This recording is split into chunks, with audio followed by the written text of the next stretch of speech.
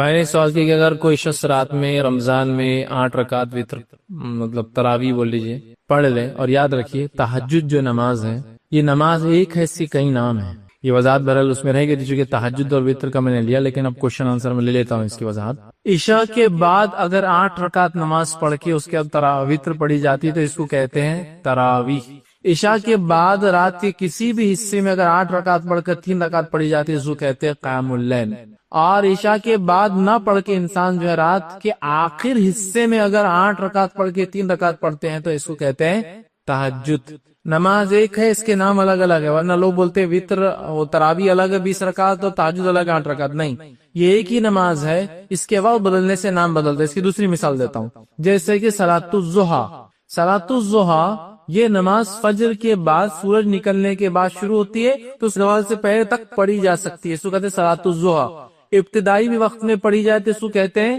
اشراق. بعد میں کسی وقت پڑھی جائے زوال سے پہلے تو کہتے ہیں چاشت، اور زوال سے بالکل تھوڑا پہلے پڑھی جائے تو اس کو کہتے ہیں اوابین. نماز ایک ہے، کہتے ہیں صلاۃ الضحیٰ.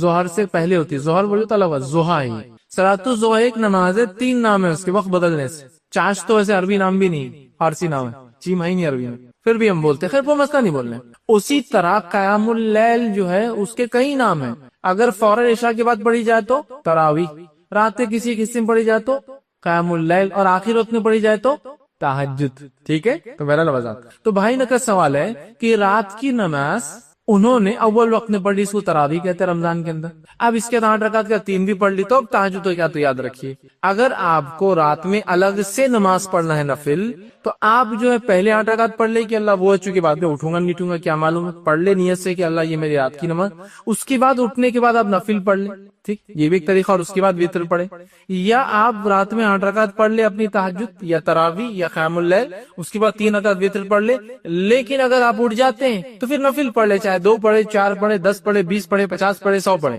وہ نفل نماز ہو جائیں گے آپ کی، آپ یہ کر سکتے ہیں. لیکن روز اگر رمضان میں آپ اٹھ کے تہجد پڑھتے ہیں تو میں یہ کہوں گا کہ پھر وتر کو آپ نہ پڑھے، چاہے امام کے پیچھے 8 پڑھ لے، پھر رات میں اٹھ کے 8 10 جو بھی پڑھنا پڑے، اس کے بعد آپ وتر کو رکھے، اس لیے کہ رمضان ایک خاص موقع ہے اور رمضان میں قیام کا ثواب بڑھ جاتا ہے. آپ نے فرمایا جو رمضان کے مہینے میں من قام رمضان قیام کرے، نماز قیام کرے، ٹھیک ہے، ایمان و احتساب، ایمان اور احتساب کے ساتھ کہ اللہ اس سے میرا اجر دے گا اور میری مغفرت کرے گا، اس کو بخشش کا ذریعہ ایمان کے ساتھ احتساب کے ساتھ، تو غفر اللہ، اللہ معاف کر دیتا پچھلے سارے گناہ. لہذا بہت فائدہ رمضان کی قیام کا. تو لہذا اگر آپ کرنا چاہیں تو 8 رکعت کے علاوہ بھی نفل آپ پڑھ سکتے ہیں. کوشش یہ کرے کہ وتر کو آپ آخر میں پڑھیں. اگر ڈر ہے کہ وتر میں اٹھ گیا تو نہ اٹھا تو کوئی مسئلہ نہیں، تو وتر پڑھ کے سو جائے، اٹھنے کے بعد پھر آپ اپنی صرف نفل نماز پڑھ لیں. لوگوں غور کرو، ایسے آدمی کے بارے میں کہیں ایسا نہ ہو کہ تم کچھ اس کے ساتھ ایسا کر لو جو اللہ کی امانت اور اللہ کی ضمانت میں ہے، جس کی وجہ سے اللہ تم سے پوچھ کر اور جہنم میں اٹھا کے پھینک دے. آج کل اوور ورک ہے، اوور لوڈ ہے، اوور ٹینس ہے، اور کیا کیا نہیں انسان کے کام کے اندر ہوتا ہے. اور ایسے ماحول میں انسان اگر نماز کا عادی ہو جائے تو سب سے پہلے نماز کے لیے اپنے اس ماحول سے، بزنس کے، کاروبار، جاب پر ہے، اس سے نکلتا ہے. تو وہ ایک سوشل گیدرنگ سے دوسری سوشل گیدرنگ جاتا ہے، یا اکیلا کام کرتا ہے تو سوشل گیدرنگ میں جاتا تھا، نماز کے لیے جاتا ہے. جب لوگوں سے ملتا ہے تو نہ چاہتے ہوئے بھی سلام ہوتا ہے، مطلب بات چیت شروع ہو جاتی ہے، بات چیت ہوتی ہے، سلام کلام ہوتا ہے، خیر خیریت پوچھ لیتا ہے، تو کیسے ہیں آپ، کوئی آپ کو مسکرا کے دیکھتا ہے تو آپ کا ٹینشن آدھا دور ہو جاتا ہے. یا آپ گئے السلام علیکم کیسے ہیں آپ، بہت دن سے نہیں دکھے، وہ اس میں آپ سب بھول گئے ادھر کیا فکروں سے آپ نکل کے آئے، ہے نا. اب دیکھیے کتنا فائدہ ہوتا ہے. یہ فائدے جو دنیاوی بتائے جاتے ہیں یہ صرف عبادتوں کی طرف ابھارنے کے لیے، لیکن ایک مومن اس کے لیے کرتا نہیں. اس کے لیے تو اصل فائدہ، اصل ٹارگیٹ جو اخروی فائدہ ہے، آخرت کا اجر ہے، وہ ہمارے نظر میں ہوتا ہے. تو ایسا نہ ہو کہ اب نماز کے فائدے مل گئے تو آپ صرف اس فائدوں کے لیے نماز پڑھیں. نہیں، آپ نماز اللہ نے فرض کی بول کر پڑھے، دنیاوی فائدے جو میں آپ کے سامنے رکھوں یہ تو یوں ہی اس کے ساتھ مل جائیں گے. تو اس چیز کو ہم اپنے ہمیشہ ذہن میں رکھیے. مطلب نماز جیسے کہ ہم سب جانتے ہیں، میں سمجھتا ہوں اس کی ڈیٹیلز میں اور اس کی تفصیلات میں جانے کی ضرورت نہیں ہے. جو ہم پر ہر روز میں 5 وقت فرض ہے، یاد رکھیں، ایوری ڈے یہ فرض نماز ہے. اور اس کے علاوہ ان گنت نمازیں تھی جو نبی اکرم صلی اللہ علیہ وسلم نفل کی شکل میں پڑھا کرتے تھے. یا پھر فرض کے علاوہ اگر لے لے تو اب نفل کی کئی شکلیں تھی، جس میں سنت موقدہ ہے، سنت ہے، اور دیگر نوافل جو نام سے پہچانی جاتی ہے کہ صلاۃ الضحیٰ جیسا چاشت، اوابین ہے، اور اس کے بعد اشراق ہے، اس کے بعد صلاۃ الکسوف ہے، خسوف ہے، سورج اور چاند گرہن کی نمازیں ہوتی تھی، اس کے علاوہ تہجد ہے جو سب سے افضل نفل نماز ہے، اور اس کے علاوہ بھی نفل نمازیں نبی اکرم صلی اللہ علیہ وسلم سے ثابت ہے یاد رکھیے۔ تو پتہ ہی چلا نماز تو ہم پر فرض ہے، فرض نمازیں بھی ہے، اور اس کے علاوہ کئی نمازیں جو موقدہ ہے اور سنن ہے یاد رکھیے، اور نوافل ہے۔ تو بہرحال ہمیں نماز پڑھنا ہے، لیکن نماز پڑھنے کی آج جو میں آپ کے سامنے رکھوں گا وہ دنیاوی کیا فائدے ہیں اور اخروی کیا فائدے ہوں گے۔ خاص طور سے دنیاوی فائدوں میں وہ فائدے آپ کے سامنے نہیں رکھوں گا جو قرآن و سنت کے اندر صراحتاً آتے ہیں، مطلب یہ کرے تو یہ ملے گا، وہ کرے تو وہ ملے گا، اس لیے کہ یہ تو بہت کامن چیز ہے جو ہم جانتے ہیں، ہم نے سن رکھی ہے۔ لیکن میں وہ فائدے رکھوں گا جو سوشل مطلب جس کو کہیں گے ذہنی اور جسمانی، جو ایک مومن کو فائدہ ہوتا ہے جب وہ نماز پڑھتا ہے۔ مطلب جیسے کہ نماز پڑھنے سے ثواب ملتا ہے، سب کو پتا ہے، دنیا میں ثواب ملیں گا، آخرت میں اس کا اجر ملے گا، لیکن یہ پوائنٹ میں نہیں رکھوں گا، لیکن ایسے پوائنٹس رکھوں گا جو ہماری سوشل لائف، ہماری مینٹل ہیلتھ اور ہماری فزیکل ہیلتھ سے ریلیٹڈ پوائنٹس ہیں، تاکہ ہم کو یہ پتا چلے کہ نماز کے کیا کیا ہمیں فائدے ہوتے ہیں۔ ویسے تو اللہ رب العزت نے جو بھی عبادتیں ہم پر فرض کی، یہ سب سے اس کی محبوب عبادتیں ہیں، اور جب بندہ اس عبادت کو کرتا ہے تو رب اس سے راضی ہو جاتا ہے، اور جب راضی رب ہو جاتا ہے یاد رکھیے تو دنیا میں اس کو فائدہ دیتا ہے اور آخرت میں فائدہ دیتا ہے۔ ویسے تو ایک مومن کے لیے آخرت کا فائدہ سب سے اصل فائدہ ہے، مطلب جو بھی عبادت ہم کرتے ہیں اس کے دنیاوی فائدوں کی وجہ سے نہیں کرتے ہیں، دنیاوی افراز یا مقاصد ہمارے اس کے پیچھے نہیں ہوتے ہیں، لیکن یہ نیچرل ہے کہ جب ہم عبادتیں کرتے ہیں جو فائدے مند ہمارے لیے، جو فرائض ہے وہ ہم کو دنیا میں بھی فائدہ دیتے ہیں، اور آخرت میں تو اس کا اجر و ثواب ہے ہی، یاد رکھیے، ٹھیک ہے۔ تو لہٰذا اس چیز کو ہمارے ذہن میں ہمیشہ ہم رکھے، یاد رکھیے کہ جو بھی عبادتیں ہم کرتے ہیں اور اس کے فوائد وغیرہ آپ کے سامنے رکھے جاتے ہیں، جیسا حج کرنے کا یہ فائدہ ہے، نماز پڑھنے کا یہ فائدہ ہے، روزہ رکھنے کا یہ فائدہ ہے، تو یہ فائدے جو دنیاوی بتائے جاتے ہیں یہ صرف عبادتوں کی طرف ابھارنے کے لیے یاد رکھیں، لیکن ایک مومن اس کے لیے کرتا نہیں، اس کے لیے تو اصل فائدہ، اصل ٹارگیٹ جو اخروی فائدہ ہے، آخرت کا اجر ہے، وہ ہمارے نظر میں ہوتا ہے، یاد رکھیں۔ تو ایسا نہ ہو کہ اب نماز کے فائدے مل گئے تو آپ صرف اس فائدوں کے لیے نماز پڑھیں، نہیں، آپ نماز اللہ نے فرض کی بول کر پڑھے، دنیاوی فائدے جو میں آپ کے سامنے رکھوں یہ تو یوں ہی اس کے ساتھ مل جائیں گے، یاد رکھیے۔ تو اس چیز کو ہم اپنے ہمیشہ ذہن میں رکھیے، یاد رکھیے۔ اور ایک انسان جب اللہ کی عبادت کرتا ہے تو اس کا رب اس سے راضی ہوتا ہے، اللہ اس سے راضی ہوتا ہے، اور اللہ تعالیٰ جب راضی ہوتا ہے تو آخرت کی کامیابی عطا کرتا ہے، اور آخرت کی کامیابی کے ساتھ ساتھ دنیاوی کچھ فائدے بھی ہمیں مل جاتے ہیں، ایسا کہہ سکتے ہیں دنیاوی بہت کچھ فائدے ہمیں مل جاتے ہیں، یاد رکھیے، دیگر عبادتوں سے۔ بہرحال آج ہمارا ٹاپک چونکہ نماز ہے تو میں دیگر عبادتوں سے کیا فائدے ملتے، ذہنی، دنیاوی، اخروی، میں نہیں رکھوں گا، صرف نماز سے ریلیٹڈ کچھ فائدے میں آپ کے سامنے رکھنے کی کوشش کروں گا۔ یہ وہ فائدے ہوں گے جو ہمارے social health, social life, physical اور مینٹل ہیلتھ سے جن کا تعلق ہے۔ اخروی فائدے تو ظاہر سی بات ہے وہ اجر کے اعتبار سے سارے ہیں، تو وہ تو جو قرآن و سنت میں ہے میں اس میں سے کچھ رکھوں گا۔ تو آج میں آپ کے سامنے دنیاوی 8 فائدے نماز کے رکھوں گا اور اخروی 10 فائدے نماز کے انشاءاللہ رکھوں گا۔ یہ سب موٹے موٹے فائدے ہیں، مطلب اس کے ڈیپتھ میں ہم نہیں جا رہے، لیکن موٹے موٹے فائدے اس کو کہتے ہیں، مطلب وہ چیز جو ظاہر دکھتی ہے وہ فائدے آپ کے سامنے رکھنے کی انشاءاللہ اس میں کوشش کروں گا۔ آئیے سب سے پہلے ہم دیکھتے ہیں نماز کے دنیاوی فائدے، کہ نماز پڑھنے سے ورلڈلی بینیفٹس ہم کو کیا کیا ہوتے ہیں، وہ میں آپ کے سامنے رکھتا ہوں۔ تو سب سے پہلا فائدہ یاد رکھیے نماز پڑھنے کا یہ ہے کہ انسان ڈسپلن یا ایک لائف کو ڈسپلن کے اعتبار سے، ٹائم ٹیبل کے اعتبار سے، مینجمنٹ کے اعتبار سے ایک بہتر زندگی انسان جیتا ہے، یاد رکھیے۔ اب ڈسپلن کے اعتبار سے کیسا ہے کہ انسان جی سکے نماز کے عمل میں، اس لیے کہ نماز کا معاملہ یہ ہے کہ نماز اپنے مقررہ وقتوں پر فکس ہے۔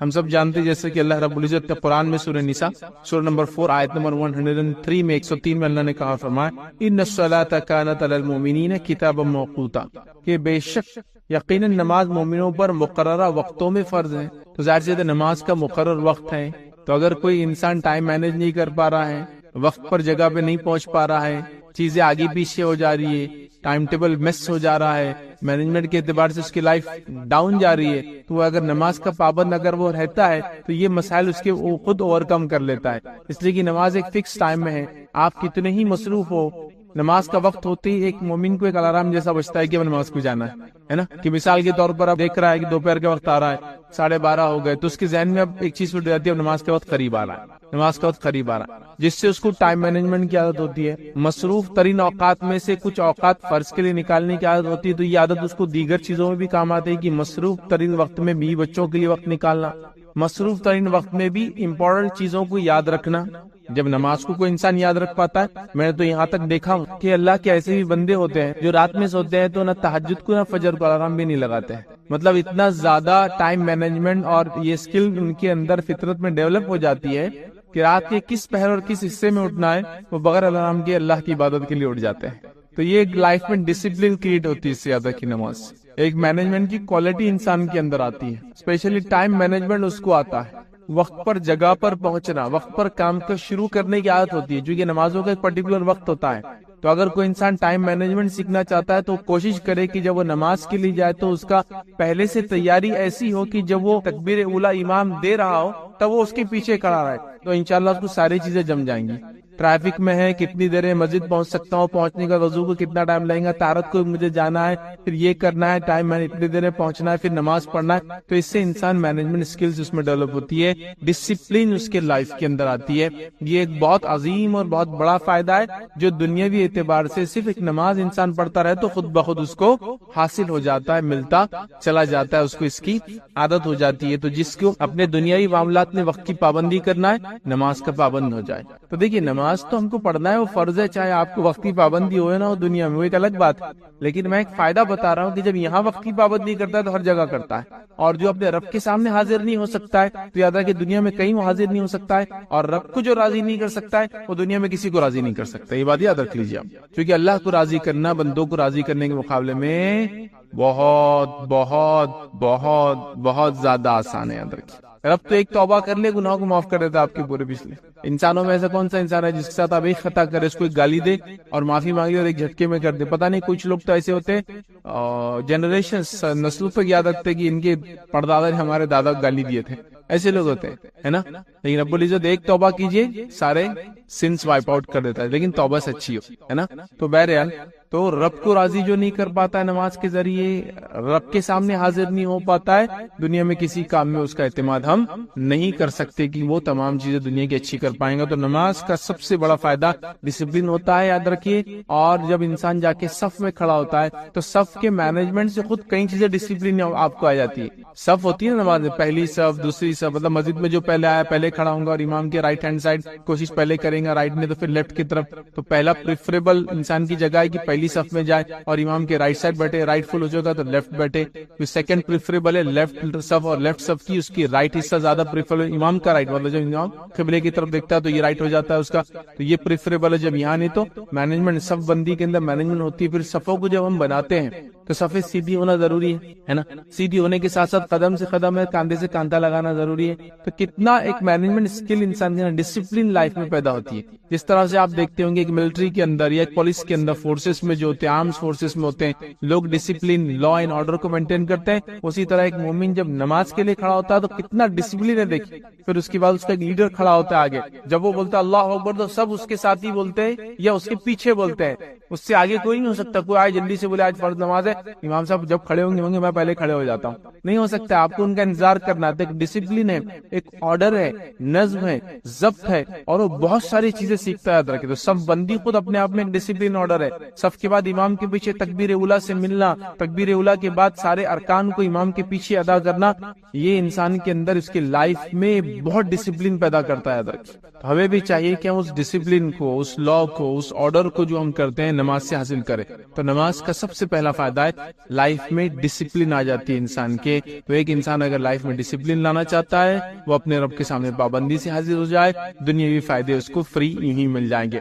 आइए दूसरा फायदा नमाज का होता है, याद रखिए नमाज, याद रखिए इंसान को डिप्रेशन से दूर रखती है और उसके सोशल जिसको कहेंगे बिहेवियर को अच्छा करती है, ठीक है, या फिर इसको कहेंगे सोशल इंटरमिंगलिंग इंसान की बढ़ जाती है, मतलब आपस में मेलजोल नमाज के जरिए बढ़ जाता है, जिसकी वजह से इंसान डिप्रेशन पे भी कंट्रोल रख पाता है, टेंशन पे भी कंट्रोल रख पाता है, स्ट्रेस पे भी कंट्रोल रख पाता है, और अनसोशल होने की वजह से जो लॉस उसको मेंटल हेल्थ का होता है उससे वो बच जाता है। अगर इसकी मिसाल देखना है तो कोई शख्स 4, 5, 10 दिन, 15 दिन, 20 दिन लोगों से ना मिले तो उसके बाद उसको लोगों से चिड़ और नफरतें शुरू होती है। छोटी छोटी चीजें जो आमतौर से हम यही माफ कर देते वो माफ नहीं करता है उसको, इसलिए कि उसको सोशल आप बोलेंगे लोगों में रहा नहीं ना तो उसको आदत नहीं लोगों में रहने की। समझे आप बात? तो ये बहुत इंपॉर्टेंट। जैसे एक बच्चा है घर में है और वो अकेला ही है, उसने दूसरे बच्चों को कभी देखा ही नहीं, تو اس کا بیہیویئر ہی الگ ہوتا ہے. لیکن جو بچہ گھر میں دوسرے بچوں کے ساتھ بڑا ہوتا ہے اس کا بیہیویئر اچھا الگ ہوتا ہے, وہ سوشلی زیادہ اچھا ہوتا ہے. سوشل بیہیویئر اس کا اچھا, چونکہ وہ لوگوں کو اکوموڈیٹ کرنا جانتا ہے, اپنے پاس لوگوں کے ساتھ رہنا جانتا ہے, جبکہ اکیلا رہنے والا نہیں جانتا ہے. تو انسان کو سب سے بڑا فائدہ, چونکہ آج کل ڈپریشن بہت بڑا ایشو ہے, اس لیے میں ڈپریشن رکھ رہا ہوں, ورنہ ڈپریشن سے انسان نجات پاتا ہے, سوشلی ساتھ رہنے کا بینیفٹ اٹھاتا ہے, سوشل گیدرنگ سے جو بینیفٹس ہونا ہے اس کو سارے بینیفٹس اس میں ملتے ہیں. تو لیکن چونکہ ڈپریشن ایشو ہے تو میں کہہ رہا ہوں نماز ڈپریشن سے ورک کرتی ہے. آج کل اوور ورک ہے, اوور لوڈ ہے, اوور ٹینس ہے, اور کیا کیا نہیں انسان کے کام کے اندر ہوتا ہے, ٹھیک ہے. اور ایسے ماحول میں انسان اگر نماز کا عادی ہو جائے تو سب سے پہلے نماز کے لیے اپنے اس ماحول سے, بزنس کے, کاروبار کے, یا جو بھی جاب پر ہے اس سے نکلتا ہے. تو وہ ایک سوشل گیدرنگ سے دوسری سوشل گیدرنگ جاتا ہے, یا اکیلا کام کرتا ہے تو سوشل گیدرنگ میں جاتا تھا, نماز کے لیے جاتا ہے. جب لوگوں سے ملتا ہے تو نہ چاہتے ہوئے بھی سلام ہوتا ہے, مطلب بات چیت شروع ہو جاتی, بات چیت ہوتی ہے, سلام کلام ہوتا ہے, خیر خرید پوچھ لیتا ہے, کوئی کیسے ہے آپ, کوئی آپ کو مسکرا کے دیکھتا ہے تو آپ کا ٹینشن آدھا دور ہو جاتا ہے نا, کہ آپ گئے السلام علیکم کیسے ہیں آپ, بہت دن سے نہیں دکھے, وہ اس میں آپ سب بھول گئے ادھر کیا فکروں سے آپ نکل کے آئے تھے, ہے نا. آپ دیکھیے کتنا فائدہ ہوتا ہے. اور خاص طور سے نمازوں کی ترتیب بھی آپ دیکھیں, فجر سے لے کر ظہر میں ایک لمبا وقفہ ہے, لیکن اس کے بعد کی نمازیں دیکھیے آپ, عصر مغرب عشاء کتنے جلدی جلدی آتی ہے. اور انسان اگر اپنے کام کو بھی دیکھے تو صبح وہ کام پہ سمجھو 10 بجے 11 بجے 9 بجے جاتا ہے, اس کے بعد کام کرتا ہے تو اب 1 بجے 1:30 بجے آنے تک اس کی تھکان ابھی پوری نہیں, ابھی شروعات ہوتی ہے اس کی تھکان. پھر 1 بجے کے بعد کھانا وغیرہ, اس کی تھکان اب شروع ہوتی ہے, مطلب اب وہ تھوڑا سا ڈاؤن ہونا شروع ہوتا ہے. تو جیسا وہ ڈاؤن ہونا شروع ہوتا ہے نمازی ویسی بڑھتی جاتی ہے اس کے اوپر. اس کا ماحول چینج کرنے کی, جیسا ظہر تک ٹھیک ہے, فجر سے ظہر تقریباً 6 گھنٹے 5 گھنٹے, کسی جگہ 7 گھنٹے کا فرق, لیکن اس کے بعد اگر آپ دیکھیں تو کیسا ہوتا ہے, ظہر سے آتا ہے 3 گھنٹہ, عصر سے مغرب 2-2.5 گھنٹہ, 1 گھنٹہ, سوا ایسا الگ الگ علاقوں میں ہوتا ہے. اور پھر اس کے مغرب سے عشاء اسی طرح سے 1-1.5 گھنٹہ, ہے نا. تو اگر وہ اتنے بار اپنے ورک سے اٹھ کے جاتا ہے, ورک اسٹیشن سے اٹھ کے جاتا ہے, جاب سے بزنس سے نکل جاتا ہے, ماحول چینج ہوتا ہے, ٹینشنز دور ہوتے ہیں. اور خاص طور سے جو لوگ ڈپریس سے, آج لوگوں کو معلوم آپ کو کیا ہے, جو سب سے بڑی انڈسٹری آج چل رہی ہے اور یہ آگے جا کے چلیں گی, وہ یہ ہم سے بات کرو, چونکہ لوگوں سے بات کرنے والا کوئی ہے نہیں. امریکہ میں, یوروپ میں صرف ایسے کال سینٹرز ہوتے ہیں جیسے آپ فون لگا کے ان سے بات کر رہا, بس بات کرنا. لوگوں سے بات کرنے کے لیے کوئی ہے نہیں, لوگ ایک دوسرے کا منہ نہیں دیکھنا چاہتے, معلوم حالت یہ ہے. تو وہ چاہ رہے کوئی ان سے بات کرے, بچے چاہ رہے بڑے ان سے بات کرے, بڑے چاہ رہے ایک دوسرے سے بات کرے, شوہر چاہ رہا بیوی سے بات کرے, بیوی چاہتی شوہر بات کرے, کوئی کسی سے بات نہیں کرتا. مسجد جائیے سب فری بات کر رہے آپ سے, ایک دوسرے سے کیسے ہے, خیر خیریت پوچھ رہے, اچھا دکھا, آپ سے ملاقات ہوگی, آیا کیجیے, فلاں ہو رہا, یہ ہو رہا. آپ دیکھیے ایک ماحول جو بزنس کا یا پھر جاب کا ہے, کبھی ٹینس ہو جاتا ہے, آپ نکل کے آپ فری ہو جاتے ہیں.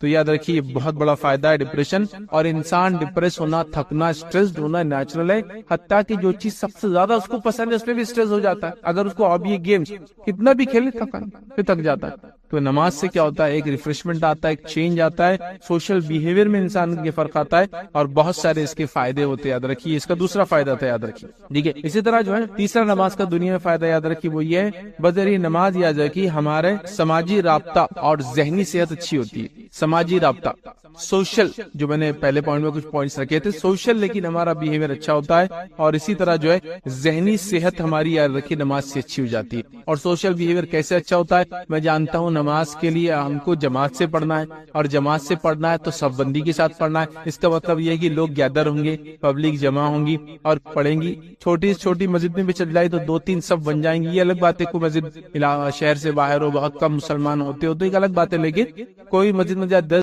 تو یہ جو وطر کو ہم کہہ رہے ہیں آخری وقت میں پڑھنا افضل ہے, اس سے مراد ہے آخری وقت میں انسان رات میں اٹھے, تہجد کی نماز پڑھے, تہجد کے بعد اپنی وطر پڑھ لے. صحیح مسلم کی روایت ہے, ماں عائشہ رضی اللہ عنہا سو جاتی تھی, آپ سب ان کو اٹھاتے تھے اور کہتے عائشہ اٹھ اور وطر پڑھ لے, مطلب تہجد ادا کر. اور تہجد ادا ہونے کے بعد اپنی وطر کی نماز, چونکہ عموماً صحابہ آخر وقت میں وطر پڑھتے تھے, چاہے تہجد کے وادی تھے, لہٰذا چونکہ تہجد ایک بہت افضل عمل ہے, یاد رکھیے بہت افضل, نفل نمازوں میں سب سے افضل نماز ہے یہ. تو لہٰذا وہ لوگ روکے رکھتے تھے اپنی نماز کو, وطر کو, اور تہجد میں اٹھتے تھے. تہجد میں اٹھنے کے بعد وطر پڑھتے تھے, تو اللہ کے رسول صلی اللہ علیہ وسلم ماں عائشہ کو اٹھاتے تھے تاکہ وہ اپنی وطر ادا کرے, مطلب تہجد پڑھ لے اور اس کے بعد وطر بھی ادا کرے. تو یاد رکھیے یہ آخری وقت افضل ہے, لیکن کوئی ضروری نہیں ہے. آپ کو ڈر ہے, خدشہ ہے, رہ جائیں گی, نہیں پڑھ پاؤں گا, تو بہرحال پہلے بھی پڑھ سکتے ہیں. اسی طرح جو ہے جامع ترمذی, ابن ماجہ اور مسند احمد کی روایت ہے, نبی کریم صلی اللہ علیہ وسلم فرمایا, کہا تم میں سے جس شخص کو یہ اندیشہ ہو کہ وہ رات کے آخری حصے میں نہیں جاگ سکے گا, تو اسے چاہیے کہ رات کے پہلے حصے میں ہی وطر پڑھ لے. جس کو ایسا لگے کہ میں رات میں نہیں اٹھ سکتا ہوں, تو اسے چاہیے کہ وطر پہلے پڑھ لے، مطلب عشاء کے بعد پڑھ لے۔ پھر فرماتے اور کہتے ہیں پڑھ لے۔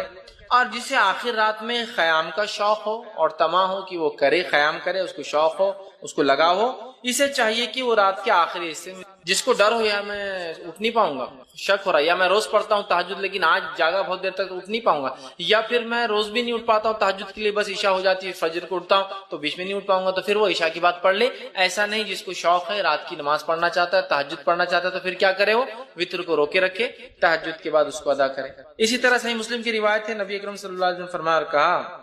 بے شک رات کے آخری حصے کی نماز میں فرشتے آتے ہیں اور یہی افضل ہے۔ رات کے آخر حصے میں نماز کے وقت فرشتے حاضر ہوتے اور یہ افضل ہے۔ تو پتہ چلا تہجد کو آخر وقت میں پڑھنا، آخر وقت میں پڑھنا، سحر کے وقت پڑھنا، فجر سے پہلے پڑھنا افضل ہے، اور اسی طرح وطر کو بھی سحر سے پہلے، سحر کے آخر وقت میں پڑھنا، یا رات کا آخری حصہ تیسرا پہر ہوتا ہے جس سے فجر پھر شروع ہو جاتی ہے، اس کے بعد اس سے پہلے پڑھنا افضل ہے، چونکہ اس وقت فرشتے حاضر ہوتے ہیں۔ تو اسی سے میں نے کہا افضل تو آخر حصے میں ہے، لیکن عشاء کے بعد بھی فوراً اسے ادا کیا جا سکتا ہے، یاد رکھیں فوراً ادا کیا جا سکتا ہے۔ اسی طرح جو ہے صحیح بخاری اور صحیح مسلم کی ایک روایت ہے، ابو ہریرہ رضی اللہ عنہ فرماتے اور کہتے ہیں، میرے خلیل مطلب نبی اکرم صلی اللہ علیہ وسلم، خلیل مطلب بہت جگری گہرا دوست، تو فرماتے ہیں میرے خلیل نبی اکرم صلی اللہ علیہ وسلم مجھے خاص طور پر 3 باتوں کی وصیت فرمائی ہے، 3 باتوں کی مجھے تاکید کی۔ پہلا، میں ہر مہینے کے 3 روزے رکھوں، ایام 20 کے روزے جو کہ 13،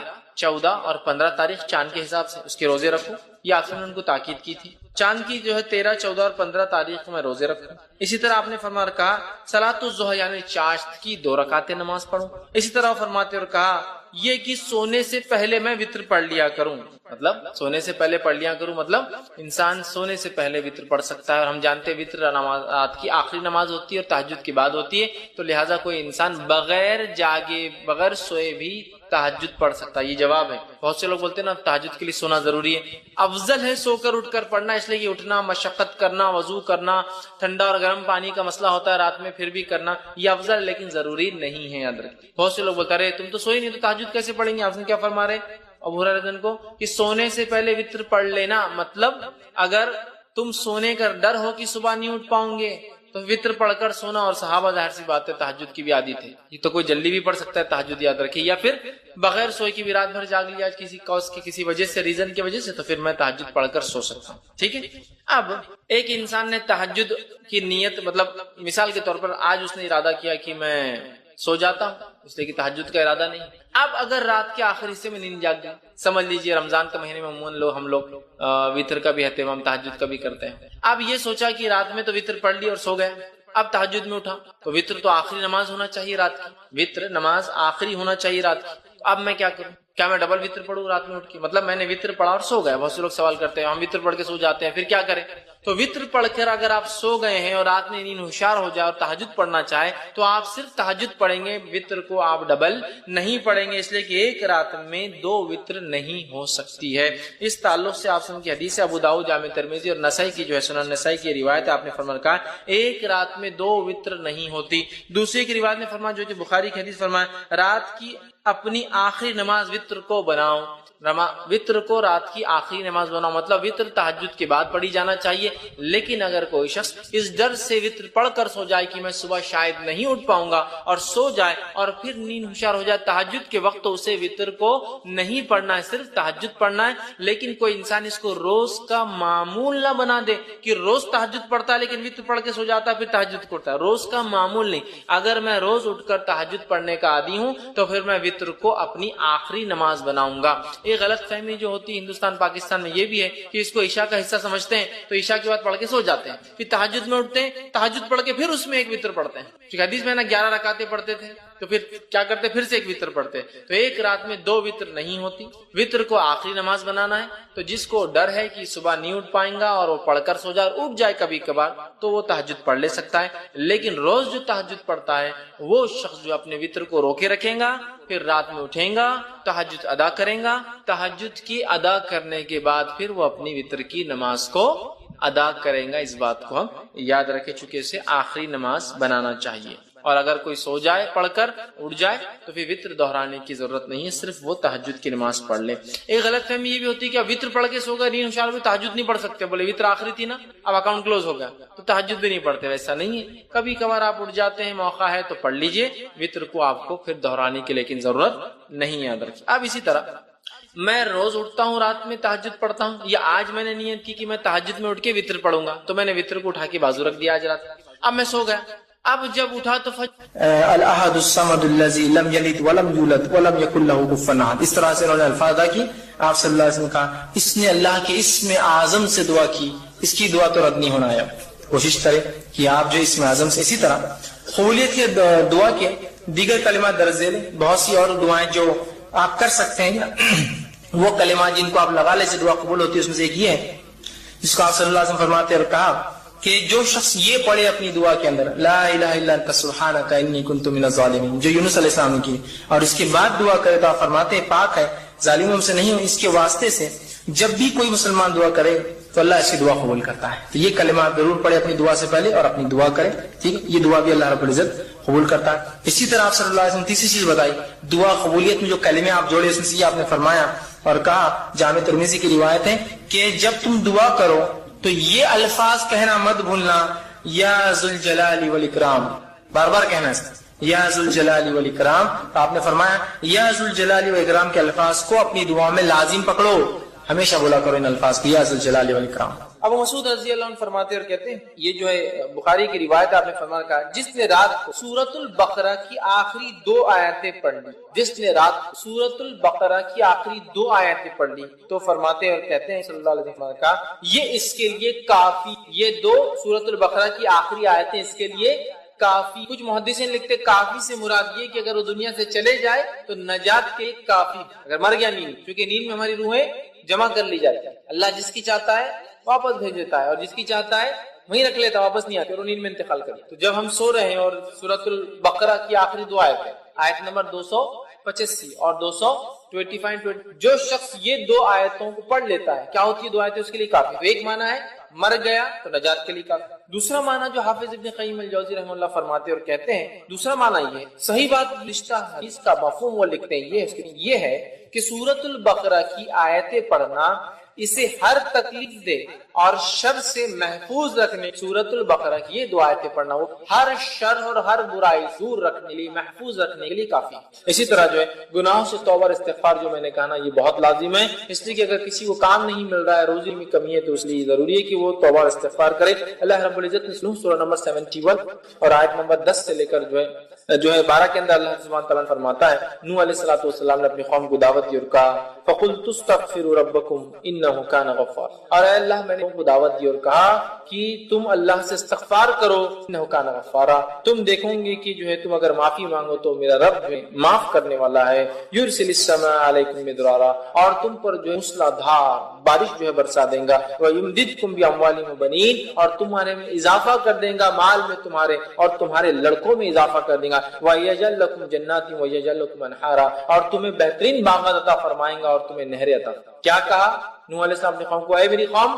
استغفار کر لو، توبہ کر لو اپنے رب سے، وہ تمہیں معاف کریں گا، آسمان سے موسلادھار بارش برسائیں گا۔ کیوں؟ تم استغفار اگر توبہ کرو تو تم کو مال میں بڑھا دیں گا، لڑکوں میں بڑھا دیں گا، اور تمہیں باغات دیں گا اور نہریں جاری کریں گا۔ تو اس کے اندر اموال مال میں بڑھا دیں گا، کس کو مال میں بڑھائیں گا؟ استغفار کرنے۔ استغفار کے کئی فائدے، ایک کنٹینیوسلی 3 آیتوں کے اندر کیا کیا فائدے؟ ایک، استغفار کرنے سے اللہ معاف کرے گا، استغفار کرنے سے آسمان سے موسلادھار بارش برسیں گی، استغفار کرنے سے مال میں اضافہ ہوگا، استغفار کرنے سے جو لڑکوں میں اضافہ ہوگا، مطلب اولاد ہوں گی، استغفار کرنے سے باغات اچھے، استغفار کرنے سے نہریں اللہ باغات میں۔ 6 فائدے اٹھا لیجیے استغفار، اللہ سے معافی سے لے کر تو اپنی ہر چیز۔ تو مال میں اضافہ کیسے ہوگا؟ استغفار ہے نا۔ آپ نوکری کیوں چاہتے ہیں؟ تاکہ اسی محنت کر کے آ جائے، اس کے بدلے کچھ نہیں۔ مال چاہتے ہیں، مال میں اضافہ ہوگا تو استغفار کریں، کوشش کریں، توکل کریں، تقوی اختیار کریں۔ آخرت میں جب انسان جنت میں چلا جائے گا، سب سے عظیم نعمت جو اس کو ملیں گی، اور کافروں کو جو سب سے بڑا عذاب ملے گا جو اپنے رب کو بنانے والے کو کبھی دیکھ نہیں پائیں گے، اور مومنوں کو سب سے بڑی نعمت جو جنت میں ملنے والی ہے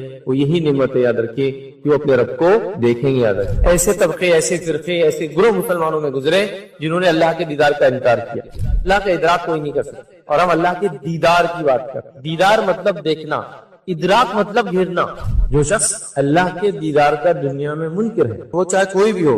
پکا کافر ہے۔ اللہ کا دیدار ہم دنیا میں کیوں نہیں کر سکتے؟ رسول اللہ صلی اللہ علیہ وسلم نے فرمایا بے شک اللہ تعالیٰ سوتا نہیں ہے اور نہ سونا اس کی شان کے لائق ہے، وہ میزان کے پلڑوں کو جھکاتا ہے اور اٹھاتا ہے، رات کے اعمال دن کے اعمال سے پہلے اور دن کے اعمال رات سے پہلے اس کے سامنے پیش کر دیے جاتے ہیں، اس کا جو ہے پردہ نور ہے، اور اس پردے کو کھول دے تو اس کے چہرے کے نور جہاں تک پہنچیں گا اس کی مخلوق کو جلا ڈالیں گے۔ کیا فرمایا نبی کریم صلی اللہ علیہ وسلم، تم میں سے کوئی بھی شخص اللہ تعالیٰ کا دیدار نہیں کر سکتا حتیٰ کہ اس کو موت آ جائے۔ تو اہل سنت والجماعت میں اس مسئلے میں کوئی اختلاف نہیں ہے کہ اللہ کا دیدار روز قیامت مومن کرنے والے ہیں، اور ہمیں بھی یہی عقیدہ رکھنا چاہیے۔ اس کے برعکس کسی قسم کے عقیدے میں فسق اور فجور اور گڑبڑ ہم نے نہیں کرنا چاہیے، اس معاملے میں محتاط اور احتیاط کرنا چاہیے۔ اور درود و سلام اس کے آخری نبی محمد صلی اللہ علیہ وسلم پر میں آپ سب کا استقبال اسلامی طرف سے کرتا ہوں۔ السلام علیکم ورحمۃ اللہ وبرکاتہ۔ الحمدللہ ہم تمام اس ہفتے واری درس کے لیے جمع ہوئے انشاءاللہ اس مختصر سے وقت میں جس ٹاپک اور جس عنوان پر میں روشنی ڈالنے کی کوشش کروں گا وہ ہے دیدار الہی یاد رکھیں۔ اور دیدار الہی کا معنی یہ ہوتا ہے کہ اللہ رب الدیدار، اللہ رب الدیدار، اور یہ عنوان ایک ایسا عنوان ہے یاد رکھیں دیدار الہی جس کی اہمیت یہ ہے کہ آخرت میں جب انسان جنت میں چلا جائے گا سب سے عظیم نعمت جو اس کو ملیں گی یاد رکھیں، آج اس عظیم کے تعلق پر سب سے بڑی نعمت ہے، اور کافروں کو جو سب سے بڑا عذاب ملے گا یاد رکھیں، اس عذاب میں یہ ہے کہ وہ اپنے رب کو بنانے والے کو کبھی دیکھ نہیں پائیں گے، اور مومنوں کو سب سے بڑی نعمت جو جنت ملنے والی ہے وہ یہی نعمت ہے یاد رکھیے کہ وہ اپنے رب کو دیکھیں گے۔ یاد رکھیں تو دیدار الہی یاد رکھیے آج کا لیکچر جو ہے یہ سب سے عظیم سب سے بڑی نعمت ہے جو اللہ رب العزت اپنے بندوں پر اپنے فضل، اپنے جود اور اپنے کرم سے کرنے والا ہے، اور یہی جس کو کہیں گے آخرت کے اعتبار سے سبھی نعمت ہے، اور کافروں کے لیے سب سے بڑا عذاب ہے کہ وہ کبھی نہیں جان سکے ان کے بنانے والا، ان کا کریٹر، ان کا خالق کون ہے یاد رکھیں۔ تو لہٰذا اللہ رب العزت کو دنیا میں تو ظاہر سی بات ہے انسان کے لیے دیکھنا ناممکن ہے، لیکن یہ نعمت جو ہے انسان کو جو ہے آخرت میں ملیں گی یاد رکھیں، اس کو بھی ہم کو سمجھنا یاد رکھیں۔ تو یہ آخرت کی نعمت ہے، اور اس کا وعدہ اللہ رب العزت نے ہر مومن متقی کے کیا ہے جو جنت میں جائیں گا اور وہ پھر اپنے رب کا دیدار کریں گے۔ آئیے اس کے تعلق سے حدیث دیکھتے ہیں۔ حدیث یاد رکھیں اس طرح سے کہ صحیح مسلم کی روایت اللہ کے رسول صلی اللہ علیہ وسلم فرمات کر کہتے ہیں، یاد رکھیے اس طرح سے حدیث یاد رکھیے، اور جو ہے صہیب رومی رضی اللہ عنہ اس کے راوی فرماتے ہیں کہ اللہ کے رسول صلی اللہ علیہ وسلم نے فرمایا جب جنت والے جنت میں داخل ہو جائیں گے اور اس وقت اللہ تبارک و تعالیٰ فرمائیں گا تمہیں کوئی چیز چاہیے جو تمہیں مزید عطا کروں، مطلب جنت میں پوچھا جائے گا کیا تمہیں اور دو چیز جو ہے تمہیں مزید عطا کروں، وہ جواب دیں گے کہ کیا تو نے ہمارے چہرے کو روشن، جنتی کہیں گے اللہ تو نے ہمارے چہرے کو کیا روشن نہیں کیا، کیا تو نے ہمیں جنت میں داخل نہیں، مطلب یہ لوگ جواب دے رہے کہ اللہ تو نے کو روشن مطلب جنت، تو نے ہمیں جنت میں داخل اور دوزخ سے نجات نہیں دی، دوزخ سے نجات دی۔ آپ صلی اللہ علیہ وسلم نے فرمایا چنانچہ اس پر اللہ رب العزت جو پردہ اٹھا دیں گا تو انہیں کوئی چیز ایسی عطا نہیں جو انہیں اپنے رب و جل کی دیدار سے زیادہ جب جنتی جنت میں چلے جائیں گے نعمتوں کا فائدہ اٹھائیں گے تب اللہ رب العزت ایک سوال کریں گا کیا تمہیں کچھ اور چیز چاہیے مزید، جنتی کہیں گے اللہ تیرا فضل ہے تو نے چہرے کو روشن کیا، مطلب جنتیوں میں رکھا، جنت میں ڈالا، جہنم کی نجات دیا، اب کیا باقی ہے، تو اللہ رب العزت پھر پردہ ہٹا دیا جائے گا اور وہ اپنے رب کو دیکھیں گے، اور اللہ کے رسول صلی اللہ علیہ وسلم فرماتے کہتے ہیں اور اللہ رب العزت کے دیدار سے زیادہ مطلب یہ سب سے محبوب چیز ہوگی یاد رکھیں، اس کا مطلب وہ جنت سب سے بڑی نعمت یہی ہے اور جہنم کا سب سے بڑا عذاب بھی یہی ہے۔ جنتیوں مت یہ کہ اپنے رب کو پیدا کرنے والے کو دیکھ پائیں گے، اور جہنم سب سے بڑا عذاب یہ اپنے خالق کو کبھی دیکھ نہیں پائیں گے، یاد رکھیے۔ تو یہ بڑی اہم چیز ہے، اور اس کے بعد اللہ کے رسول صلی اللہ علیہ وسلم نے سورہ یونس کی آیت نمبر 26 کا ایک حصہ تلاوت کیا اور فرمایا کا للذین احسنوا الحسنى وزیادہ، اللہ کے رسول نے یہ آیت کا حصہ پڑھا اور فرمایا جن لوگوں نے بھلائی کی ان کے لیے خوبصورت جزا ہے، مطلب بدلہ ہے، اور مزید ان کے لیے ہے، مزید اس کا معنی اور مفسرین نے اور محدثین نے لیا مزید ان کے لیے دیدار الہی، جو انہوں نے کیا اس کا خوبصورت بدلہ ہے اور جو انہوں نے کیا اس کا مزید اضافے میں دیدار الہی، اور وہ حدیث صحیح کہ نعمت ملیں گی، اللہ سوال کریں گا پھر اپنا دیدار کروائیں گا، اور یہ سب سے بڑی نعمت ہے، اور یہ زیادہ ہے جنت میں جانا، یہی سب سے بڑی نعمت انسان کے لیے، مطلب جہنم سے نجات، اور زیادہ ان کو دیا جائے، اور زیادہ سے مراد اللہ رب العزت کا دیدار ہے، یاد رکھیں۔ تو لہٰذا اللہ رب العزت کا دیدار یاد رکھیں، یہ بڑی عظیم نعمت ہے، اس عظیم نعمت کو حاصل کرنے کے لیے انسان کو جد و جہد اور کوشش کرنا پڑے گی۔ سب سے پہلے تو کیا وہ جس درجے کا بھی ہو، کیونکہ ایمان والا ہی جنت میں جائے گا، مشرک اور کافر جنت میں کبھی نہیں داخل ہوں گے، جب کبھی داخل نہیں ہوں گے تو کبھی رب کو دیکھ بھی نہیں پائیں گے۔ تو لہٰذا یہ کنڈیشن ہے۔ بہرحال آج ہمارا ٹاپک یہ نہیں ہے کہ کون کون سے اعمال کی وجہ سے دیدار الہی ہو سکتا ہے،